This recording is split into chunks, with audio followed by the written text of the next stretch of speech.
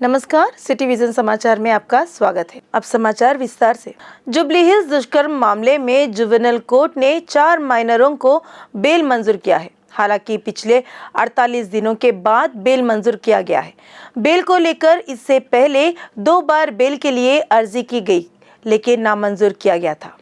Court ने हर एक minor को 5,000 रुपये मुझ लगे और शर्तों के अधीन बेल मंजूर किए हैं। साथ ही आदेश में कहा गया है कि जमानत मंजूर किए गए माइनरों को हर महीने डीपीओ के समक्ष पेश होने को है। वहीं जांच और पूछताछ के दौरान सहयोग देने को कहा गया, जबकि मामले शामिल सऊदुद्दीन मलिक और विधायक के बेटे को बेल मंजूर नहीं की है। वहीं जुवेनाइल कोर्ट द्वारा बेल नामंजूर करने पर हाईकोर्ट में अपील की गई थी। हाईकोर्ट में अपील की कार्रवाई पेंडिंग होने पर दोनों को जुवेनाइल होम में ही रखा गया है। अंबरपेट के विधायक कालेरू वेंकटेश कॉर्पोरेटरों के साथ मुशर्रमबाग ब्रिज की स्थिति को लेकर समीक्षा की। ब्रिज की स्थिति की जानकारी लेने के बाद अधिकारियों को महत्वपूर्ण आदेश दिया है। विधायक ने ब्रिज के ऊपरी क्षेत्र से बाढ़ का पानी आने से ब्रिज पानी में डूब गया। हालांकि ब्रिज की ऊंचाई कम है। उन्होंने लोगों को सतर्क करते हुए कहा है कि बाढ़ से सावधान रहे और हो सके तो सुरक्षित स्थान पर जाने की कोशिश करें। ब्रिज पर फ्लाईओवर की तरह 52 करोड़ रुपयों की लागत से ऊंचाई बढ़ाकर ब्रिज बनाया जाएगा। इससे संबंधित टेंडर प्रक्रिया अगले 2 महीनों में पूरी कर ली जाएगी। जलाशयों को ऊपरी क्षेत्रों में भारी बारिश के चलते दोनों जलाशयों में भारी बाढ़ का पानी जमा हुआ है, जिससे दोनों जलाशय लबालब है। दोनों जलाशयों में भारी बाढ़ का पानी जमा होने पर वाटर बोर्ड के एमडी दाना किशोर ने बाढ़ की स्थिति की समीक्षा की। इस समय उनके साथ अधिकारी उपस्थित थे। इस दौरान बाढ़ के पानी के इनफ्लो व आउटफ्लो की जानकारी ली गई। वहीं उस्मान सागर के 13 और हिमायत सागर के 8 गेट खोलकर मूसी नदी में पानी छोड़ा गया। मूसी नदी किनारे रहने वाले लोगों को उन्होंने सावधान रहने को कहा है। मंत्री केटीआर ने कहा कि राज्यसभा से टीआरएस सांसदों का निलंबन शर्मनाक है। उन्होंने सवाल किया है कि सरकार महंगाई और जीएसटी बढ़ोतरी पर चर्चा करने से क्यों डर रही है। मंत्री केटीआर ने इस आशय का ट्वीट किया। संसदीय सत्र के दौरान टीआरएस पार्टी के 3 सांसदों ने मुद्रास्फीति, मूल्य वृद्धि और आवश्यक वस्तुओं पर जीएसटी वृद्धि पर चर्चा करने की मांग की। इस पर उन्होंने 10 दिनों तक के लिए सदन की कार्यवाही में उपस्थित रहने को लेकर निलंबित किया गया है। उन्होंने सवाल किया है कि केंद्र सरकार इन मुद्दों पर बहस करने से क्यों डर रही है। मंत्री केटीआर ने ट्विटर सवाल पूछा कि सांसदों की बात रखने का अवसर क्यों नहीं दिया जा रहा है। राज्यसभा में जीएसटी, ऊंची कीमतों और महंगाई का विरोध करने पर उपसभापति ने 19 विपक्षी सदस्यों को 1 हफ्ते के लिए निलंबित कर दिया। इनमें टीआरएस के बड़गुला लिंगैया यादव, दिवकोंडा दामोदर राव और वदिराजु रविचंद्रन भी शामिल हैं। शेष 16 में तृणमूल कांग्रेस के 7 सांसद, द्रमुक के 6 सांसद, सीपीएम के 2 सांसद और भाकपा का 1 सांसद शामिल है। टीएसआरटीसी बस में यात्रा करना अब यात्रियों को आसान हो गया है। बस स्टैंड पर बस कब आ रही है और कहां से आ रही है व कहां जा रही है, इसकी जानकारी मिल सकेगी। यात्रियों को सुविधा उपलब्ध कराने हेतु आरटीसी अधिकारियों ने विशेष ऐप टीएसआरटीसी बस ट्रैकिंग ऐप बनाया है। कहा गया है कि टीएसआरटीसी के एमडी वीसी सज्जना ने इस ऐप का विमोचन किया। राज्य के 96 डिपो में 4170 बसों को चरणबद्ध तरीके से ऐप से जोड़ने का निर्णय लिया गया है। पहले प्रायोगिक चरण में 140 बसों को ऐप के साथ जोड़ा जाएगा। शमशाबाद एयरपोर्ट जाने वालों के साथ दूर दराज के इलाकों को जाने वाली 100 अन्य बसों को भी इस ऐप से जोड़ा गया है। इसमें श्रीशैलम, विजयवाड़ा, एलूरू, भद्राचलम, विशाखापट्टनम जाने वाली बसों की जानकारी भी मिल सकती है। भले ही तेलंगाना आरटीसी की बसें दूसरे राज्यों में चलती हों, लेकिन ऐप के जरिए भी इसकी जानकारी ली जा सकती है। ऐप को गूगल प्ले स्टोर और संबंधित वेबसाइट से डाउनलोड किया जा सकता है। आरटीसी ने कहा है कि ऐप की मदद से महिलाओं की सुरक्षा और खराब बसों की जानकारी ली जा सकती है। भाजपा विधायक राजा सिंह ने तेलंगाना के मंत्री केटीआर की आलोचना की। उन्होंने कहा कि केटीआर ने ट्वीट किया था कि अगर उनके सांसदों ने जीएसटी और बढ़ती कीमतों के बारे में बात करने की कोशिश की तो उन्हें सांसदों से निलंबित कर दिया गया। केटीआर को इस तरह ट्वीट करने का कोई अधिकार नहीं है। पैर को थोड़ा सा मार लगने पर घर में ही बैठे। आपने पूछा था कि अच्छी फिल्म हो तो आपने मुझसे कहा था कि अगर कोई अच्छी फिल्म है तो आपको बताओ, कश्मीर फाइल फिल्म देखें, नहीं तो पीएम मोदी का भाषण हो या दिवंगत अटल बिहारी वाजपेयी की हिस्ट्री हो देखें, अच्छा इंसान बनोगे। सुप्रीम कोर्ट के मुख्य न्यायाधीश जस्टिस एनवी रमन्ना ने कहा है कि राजनीतिक दलों के लिए चुनाव के दौरान मतदाताओं को धोखा देने के लिए मुफ्त योजनाओं का वादा करना बेहद गंभीर मामला है।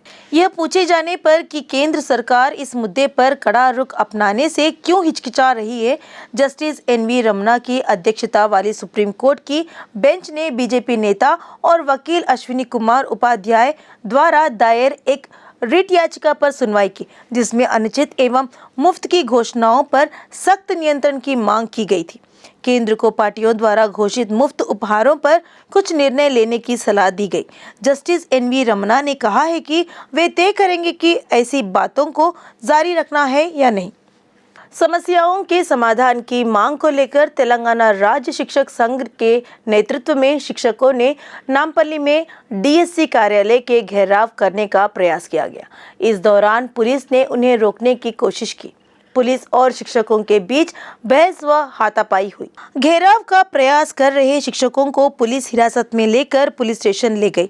शिक्षकों ने तबादले, पदोन्नति और जीओ 317 पीड़ितों की समस्या का समाधान करने की मांग की है।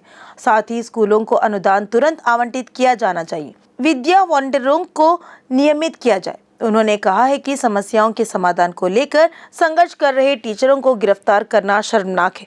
उन्होंने इस घटना की आलोचना की। उन्होंने कहा है कि मुख्यमंत्री द्वारा चुनाव में दिए गए आश्वासनों को पूरा नहीं किया गया है। पुलिस ने हिरासत में लिए गए 70 शिक्षकों को अलग अलग पुलिस स्टेशनों शिफ्ट कर दिया। ईडी हैदराबाद शहर के 8 इलाकों में छापेमारी कर रही है। ईडी ने कैसीनो प्रबंधकों चिकोटी प्रवीण और माधव रेड्डी सहित कई एजेंटों के घरों और कार्यालयों में तलाशी ली और पाया कि उन्हें हैदराबाद से नेपाल ले जाया गया और वहां कैसीनो खिलवाया गया। ईडी ने फेमा के तहत मामला दर्ज किया है। वहीं उनके खिलाफ विदेशों में फंड डाइवर्ट करने का मामला दर्ज किया है। वहीं प्रवीण का गुड़ीवाड़ा कैसीनो का मामला भी सामने आया है। बताया जा रहा है कि वह पिछले मामले में जेल भी जा चुके हैं। अधिकारी पूछताछ कर रहे हैं कि गोवा में बिग डैडी कैसीनो में कैसे निवेश किया है। उसके फार्म हाउस में सांप और मोर भी होते हैं।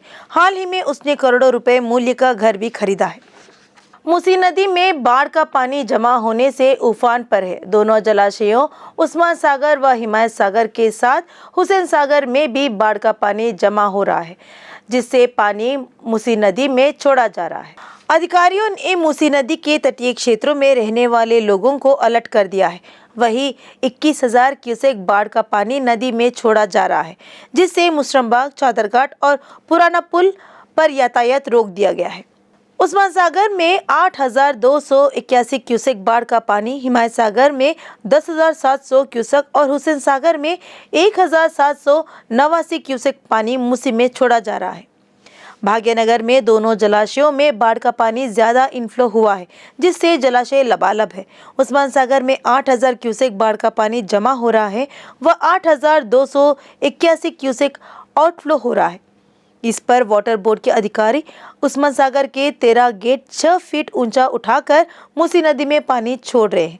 उस्मान सागर की जलभराव क्षमता 1,790 फीट है। वहीं वर्तमान जल स्तर 1,779.10 फीट पहुंच गया है, जबकि हिमायत सागर के 8 गेट खोलकर मूसी नदी में 10,700 क्यूसेक पानी छोड़ा जा रहा है। हिमायत सागर के जलभराव की क्षमता 1,763.50 फीट है। फिलहाल जलाशय में 1,762.45 फीट जलभराव है। मूसी नदी में बाढ़ का पानी उफान पर है। इस पर अधिकारियों ने चादरघाट, मूसानगर, शंकर नगर और नदी के तटीय क्षेत्रों में रहने वाले लोगों को अलर्ट कर दिया गया है। एसीपी देवेंद्र व चादरघाट सीआई सतीश ने एहतियात के तौर पर मूसी नदी के तटीय क्षेत्र का निरीक्षण किया। गंडीपेट और हिमायत सागर में बढ़ते जलस्तर को देखते हुए मूसी नदी में पानी छोड़ा जा रहा है और नदी के तटीय क्षेत्रों में रहने वाले लोगों को सावधान रहने और सुरक्षित स्थानों पर जाने को कहा गया है। एसीपी देवेंद्र ने कहा है कि जो लोग तटीय क्षेत्र में रहने वाले लोग घर खाली नहीं किए हैं, वे शीघ्र खाली कर सुरक्षित स्थानों पर जाएं। इसके बावजूद दुर्घटनाओं से बचने हेतु एहतियाती तौर पर सहयोग किया जाएगा, जबकि उन्हें कोई खतरे की जानकारी मिलती है तो लोगों को जानकारी दी जाएगी। मूसी नदी में बाढ़ का पानी छोड़े जाने से नदी उफान पर है। वहीं मुशरमबाग ब्रिज के ऊपर से बाढ़ का पानी बह रहा है। साथ ही आसपास की सड़कें भी जलमग्न हो गई है, जिससे अंबरपेट से दिलशनगर जाने वाली मुशरमबाग ब्रिज वाली मुख्य सड़क पर यातायात बंद कर दिया गया है। बीती रात पुलिस ने पुल के दोनों तरफ बैरिकेड्स लगा दिए। वहीं दूसरे वैकल्पिक मार्ग गोलनाका ब्रिज से वाहनों को डाइवर्ट कर दिया गया। हालांकि मुशरमबाग ब्रिज पानी में डूब गया। इस पर लगे रेलिंग पानी के बहाव में बह गया। इससे पहले भी बाढ़ के पानी से पुल की रेलिंग बह गई थी। कुछ पीड़ितों का कहना है कि बाढ़ का पानी दुकानों में भर गया, कुछ घरों में पानी घुस गया। रंगारेड्डी जिला राजेंद्र नगर के मंदिरों में चेक बांटे गए। विधायक प्रकाश गौड़ ने कॉरपोरेटरों के हाथों विधायक कैंप कार्यालय में बोनालो उत्सव के उपलक्ष्य में मंदिर समिति के सदस्यों प्रशासन को 18 लाख रुपए के 68 चेक वितरित किए गए। विधायक ने कहा है कि तेलंगाना राज्य के गठन के बाद मुख्यमंत्री केसीआर सभी त्योहारों को समान रूप से सहायता उपलब्ध करा रहे हैं। बोनाल उत्सव सभी लोगों द्वारा शांतिपूर्ण माहौल में मनाया जाता है और इस उत्सव को सांस्कृतिक परंपराओं आईना माना जाता है। इस अवसर पर पार्टी नेता और मंदिर समिति के सदस्य उपस्थित थे। कोटी स्थित उस्मानिया मेडिकल कॉलेज को 2 ISO मान्यताएं मिली है। इंटरनेशनल सर्टिफिकेशन एसोसिएशन HYM ने मानकों के आधार पर उस्मानिया मेडिकल कॉलेज ISO की मान्यता दी है। उच्चतम मानकों प्रशासन के साथ पर्यावरण और हरियाली के साथ तेलंगाना में सर्वश्रेष्ठ कॉलेज के रूप में चुना है। मेडिकल कॉलेज में गुणवत्तापूर्ण चिकित्सा व प्रशासन के साथ पर्यावरण तथा हरियाली क्षेत्र बढ़ाने के मानकों के आधार पर तेलंगाना के सर्वश्रेष्ठ कॉलेज के रूप में चुना गया है।